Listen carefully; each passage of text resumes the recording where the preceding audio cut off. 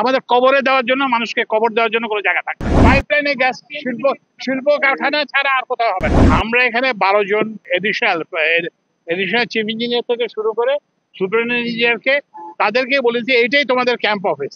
ঢাকায় ওই যে রোডস এন্ড হাইওয়েজ এর অফিসে যাওয়া লাগবে না, এখানে থেকে এই সমস্যাটা সমাধান করতে হবে।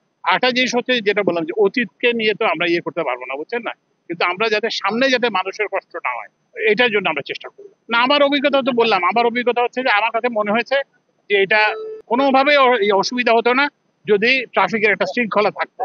আমার হয়তো আধা ঘন্টা সময় বেশি লাগতো, কিন্তু এটা বেশিরভাগ আমার কাছে মনে হয়েছে প্রধান যে সমস্যা সেটা রাস্তার সমস্যা না, এখানে একটা বটলনেক আছে এটার সমস্যা, কিন্তু ওইখানে যে রাস্তায় যে গাড়ি যে দাঁড়িয়ে আছে এটা হচ্ছে ট্রাফিক শৃঙ্খলার অভাবের জন্য।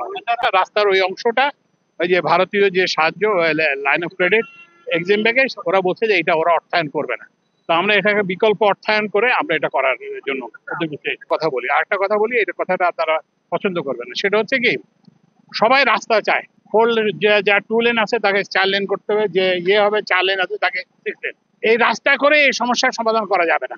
এবং রাস্তা যেভাবে হচ্ছে আপনার বাসা বাড়ির জন্য কোনো জায়গা থাকবে না, শিল্প কারখানার জন্য কোনো জায়গা থাকবে না, আমাদের কবরে দেওয়ার জন্য, মানুষকে কবর দেওয়ার জন্য কোনো জায়গা থাকবে না। তো ওই জন্য আমরা একটা পরিকল্পনা করতেছি যে এখানে দেখেন এই যে রেল লাইনও আছে, বুঝতে পারছেন। তা আমরা এই জন্য এই যে আমি এই যে আসার আগে ওই যে ভৈরব, আমি কিন্তু ইয়েতে আছি, ভৈরবে আছি এবং আশুগঞ্জে আছি। তো ওই জন্য আমাদের কিন্তু রাস্তার যে উপর যে নির্ভরতা এটাকে কমাতে হবে ক্রমান্বয়ে।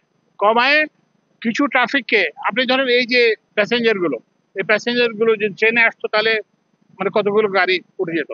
তারপরে এই ফ্রেটের যদি একটা অংশ যদি ইয়েতে আসতো, ট্রেনে আসতো, তাহলে আপনার এখানে রাস্তায় আমাদের সব দিকে যেতে হবে। রাস্তা যেখানে রাস্তায় যেতে হবে, যারা রাস্তায় যেতে হবে, প্রথম কথা হচ্ছে যে যেটা বললাম যেখানে রাস্তা সেটা রাস্তাকে আমরা যতটা পারি করব, কিন্তু ওই যে রেলের ব্যবহার বাড়াতে হবে। তো আমরা নামের তালিকা দিয়ে দেবো, এদের কোনো অফিসারকে যদি পাওয়া না যায় সাথে সাথে সাসপেন্ড করা হবে।